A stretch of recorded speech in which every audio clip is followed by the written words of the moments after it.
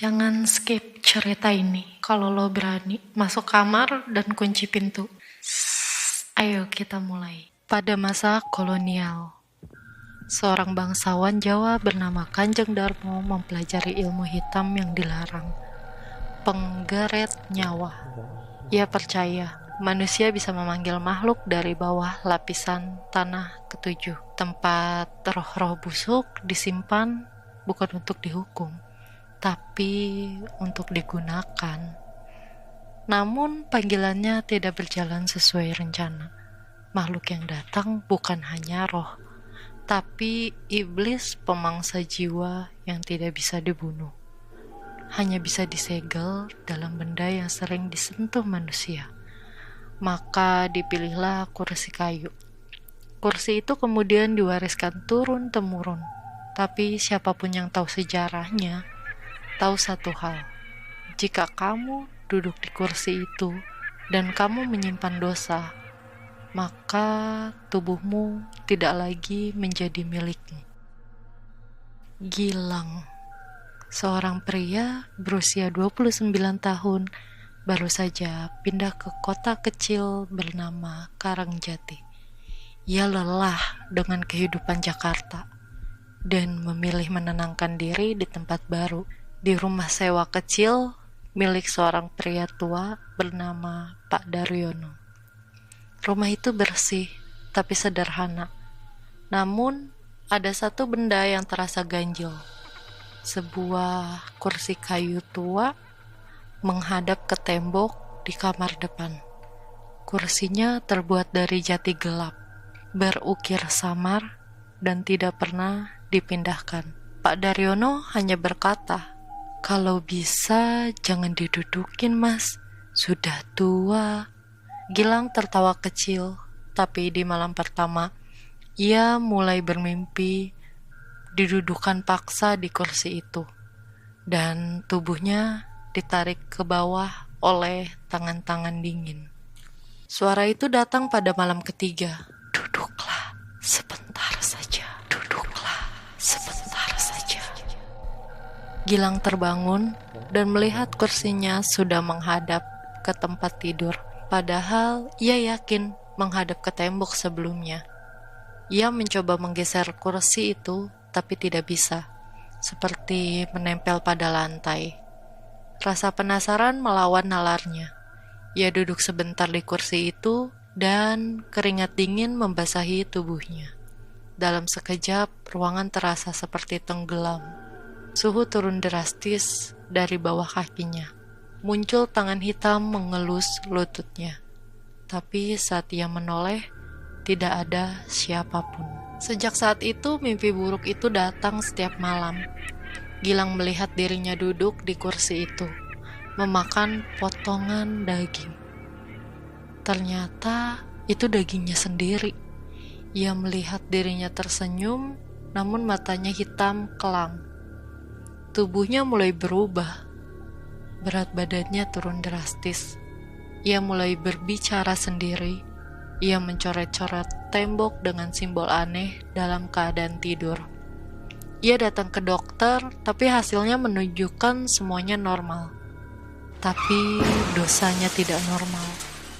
Beberapa tahun lalu, Gilang menabrak seorang anak kecil dan ia melarikan diri. Ia menutup rapat-rapat rahasia itu hingga ia sendiri percaya bahwa itu tidak pernah terjadi. Tapi iblis di kursi itu tahu. Gilang putus asa. Gilang membuang kursi itu keluar rumah di malam hari. Tapi keesokan paginya kursi itu kembali. Basah oleh embun, kotor, tapi utuh. Dan kembali di tempatnya. Dan di lantai dekat kursi itu tertulis dengan darah. Satu dosa, satu tubuh. Suatu hari datang seorang perempuan bernama Nadia, asisten peneliti arkeologi lokal. Ia sedang meneliti benda-benda peninggalan Jawa kuno. Mendengar cerita tentang kursi itu dari warga. Ia menyamar sebagai pembeli antik. Melihat kondisi Gilang yang rusak secara mental, Nadia sadar iblisnya belum sepenuhnya keluar. Ia masih mencengkram menyerap perlahan. Kalau kamu masih bisa bicara kepadaku, berarti kau belum sepenuhnya dimakan, tapi waktumu sisa sedikit. Nadia membawa catatan kuno tentang kursi itu. Di sana tertulis, kursi itu adalah penjara daging. Iblis di dalamnya hanya bisa dilepaskan oleh 3 cara. 1. Kursi itu diduduki oleh orang yang tidak memiliki dosa besar. 2. Kursi itu dibakar dengan api dari darah hewan yang mati tenggelam. 3. Orang yang diduduki mengorbankan diri, membawa iblis kembali ke tanah dan menyegelnya dengan darahnya sendiri. Gilang memilih yang ketiga. Di malam purnama, Gilang dan Nadia melakukan ritual. Kursi diletakkan di tengah lingkaran garam dan arang. Pisau perak dari zaman kolonial dipersiapkan. Gilang duduk, dan detik itu tubuhnya kaku, matanya melotot, dan dari punggungnya muncul bayangan iblis besar. Tubuh kurus memanjang, kulit hitam mengilap, cakar panjang, wajah dengan 3 mulut dan 2 mata. Satunya ada di perut. Aku lapar, aku sudah keluar terlambat. Tapi Gilang dengan sisa-sisa kesadarannya menusuk perutnya sendiri sambil memeluk iblis itu. Gilang berkata, "Kalau aku mati, kau ikut kubawa." Lalu ledakan cahaya dan api hitam membakar kursi dan tubuh Gilang. Beberapa bulan kemudian, Nadia menulis kisah ini sebagai peringatan. Tapi suatu malam, ia melihat sesuatu di ruang bawah rumahnya. Sebuah kursi tua menghadap tembok dan di bawahnya ada 2 mata menyala merah. Setelah kematian Gilang, Nadia pindah rumah ke rumah warisan orang tuanya di pinggir kota tua Wonosari. Ia percaya semuanya telah berakhir. Hingga suatu malam, suara krek-krek terdengar dari ruang bawah tanah. Ia membuka pintunya dengan senter dan ditemukan kursi tua yang sama menghadap ke tembok dan berjamur. Tidak mungkin, aku lihat kursi itu hancur. Aku lihat kursi itu terbakar. Namun kursi itu utuh, bahkan bersih. Dan di bawah kursi itu, untuk pertama kalinya, ada jejak kecil telapak kaki. Seperti kaki anak-anak basah dan berjalan menuju kamar Nadia. Nadia menghubungi seorang paranormal bernama Kiai Suro, ahli warisan mistik Jawa. Setelah menyelidiki kursi itu, wajahnya langsung pucat. Yang dulu terikat dalam kursi itu bukan satu iblis, tapi satu roh utama dengan 5 jiwa yang terpecah. 5 cengkraman, 5 tumbal. Kiai Suro menjelaskan, setiap kali iblis bangkit, 1 bagian jiwanya dilepas. Setelah 5 tumbal duduk dengan dosa yang cukup, iblis akan sempurna dan tidak akan dibendung lagi. Gilang hanya lihat tumbal ketiga, kursi itu masih haus 2 lagi. Dan Nadia, kamu sudah ditandai. Beberapa hari kemudian, Nadia mulai melihat anak kecil berambut basah berkeliaran di rumah. Kadang sendiri berdiri di pojok kamar mandi, kadang duduk di depan TV mati. Selalu dengan mata hitam dan wajah yang tidak pernah jelas. Ketika Nadia menyalakan lampu, anak itu hilang. Tapi setiap kali ia berkaca, anak itu berdiri tepat di belakangnya.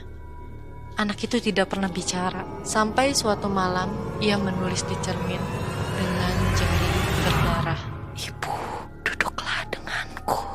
Nadia sadar bukan anak itu yang bicara, tapi bagian keempat dari iblis yang sedang menunggu kursi itu digunakan lagi. Untuk mencari petunjuk, Nadia mendatangi rumah sakit jiwa tua di Prambanan, tempat korban kedua pernah dirawat di sana.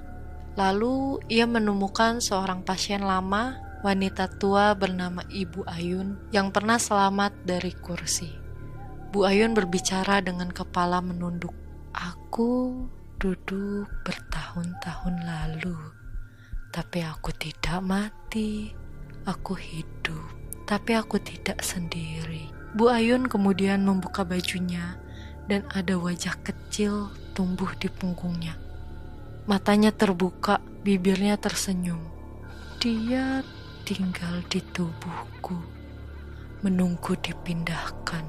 Nadia muntah, tapi sebelum ia pergi, Bu Ayun memegang tangannya dan berbisik, "Kalau kau tidak mau jadi tumbal keempat, berikan kursi itu ke orang berdosa lain. Biarkan dia duduk, maka kau selamat." Nadia mencoba mengusir kursi, membakarnya, menyiram dengan air kembang, melemparkannya ke jurang.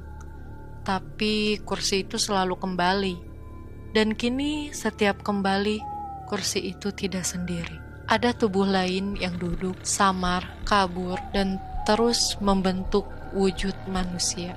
Iblis mulai membangun bentuknya secara perlahan. Suara-suara mulai memenuhi rumah. "Kau belum bebas. Kau sudah menyentuh kami. Kau sudah duduk." Nadia melihat rekaman CCTV rumahnya. Di sana, pada pukul 3 pagi, ia tidur sambil berjalan dan duduk di kursi itu selama 7 menit sambil tersenyum. Tapi ia tidak ingat kalau ia melakukan hal itu. Nadia putus asa. Ia ingat Bu Ayun bilang, "Berikan pada orang berdosa." Lalu ia mencari orang dengan sejarah kelam dan bertemu dengan Pak Danar, mantan kepala sekolah yang terbukti pernah menyiksa murid secara fisik dan mental, namun lolos dari hukuman. Pak Danar diajak ke rumah dengan alasan menolong meneliti artefak kuno. Saat ia duduk di kursi, Nadia mengunci pintu. Tapi kursi tidak merespon.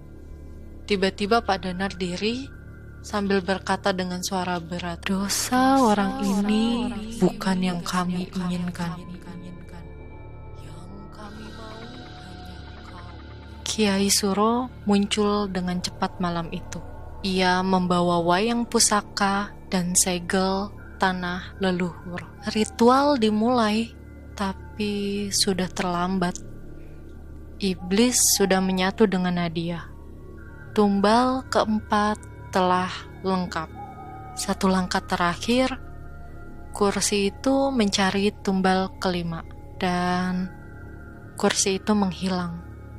5 tahun kemudian, seorang anak bernama Yusuf tinggal di panti asuhan. Ia menemukan kursi tua di gudang bawah tanah. Ia duduk, tersenyum, lalu berkata, "Omnya Nadia bilang aku yang terakhir ya." Dan kursi itu tertawa pelan. Pukul 3 pagi, langit merah darah. Di panti asuhan Tunas Iman, suara tangisan terdengar dari kamar Yusuf. Para pengurus mendobrak pintu dan mendapati kamarnya kosong, hanya menyisakan kursi tua. Tapi saat mereka mendekat, tembok kamar meledak ke dalam. Sebuah lorong hitam terbuka, bau busuk, dan ratusan suara bisikan memenuhi ruangan. "Sudah lengkap, tubuhku sudah kembali." Di bawah tanah panti, terdengar suara daging ditarik. Dari lantai, muncul makhluk menjijikan. Tulang bersambung dari 5 jasad korban sebelumnya. Kulitnya berwarna abu gelap seperti terbakar. Matanya banyak, ada yang tumbuh di punggung, telapak tangan, dan bahkan ada di dalam mulut. Ia berbicara dengan 5 suara berbeda, serempak. Suara kelima, anak kecil. "Kami sudah 5, kami sudah 1, dan sekarang dunia milik kami." Iblis ini disebut raga setan. Tubuh utama iblis tanah ketujuh, pemangsa jiwa berdosa. Ternyata Nadia belum mati. Ia masih hidup dalam dimensi kecil yang ditahan oleh raga setan. Rohnya terkunci di dalam kursi sebagai saksi dan jembatan antar dunia. Namun, dalam terkungkungannya, Nadia belajar satu hal penting. Iblis ini kuat, tapi hanya bisa dihancurkan oleh seorang yang tidak berdosa dan memiliki hubungan langsung dengan kelima tumbal. Ia menyadari satu, Yusuf bukan korban, tapi anaknya Gilang. Yusuf ternyata anak hasil hubungan gelap Gilang di masa lalu. Ia tidak pernah diakui, dibuang ke panti, hidup dalam diam, dan akhirnya menjadi wadah sempurna untuk bagian terakhir iblis. Tapi Yusuf belum sepenuhnya hilang. Saat tubuh raga setan menjelma, Yusuf menangis di dalam. Ia melihat kenangan para tumbal, ayahnya yang mengabaikannya, Nadia yang mencoba menyelamatkan, dan iblis yang menawarinya keluarga. Kalau kau menyerah, kau tidak akan sendiri. Namun Yusuf menolak. Nadia dari dalam kursi memanggil Yusuf. Nak, kau bisa hancurkan dia. Kau belum penuh dosa. Kau masih bersih.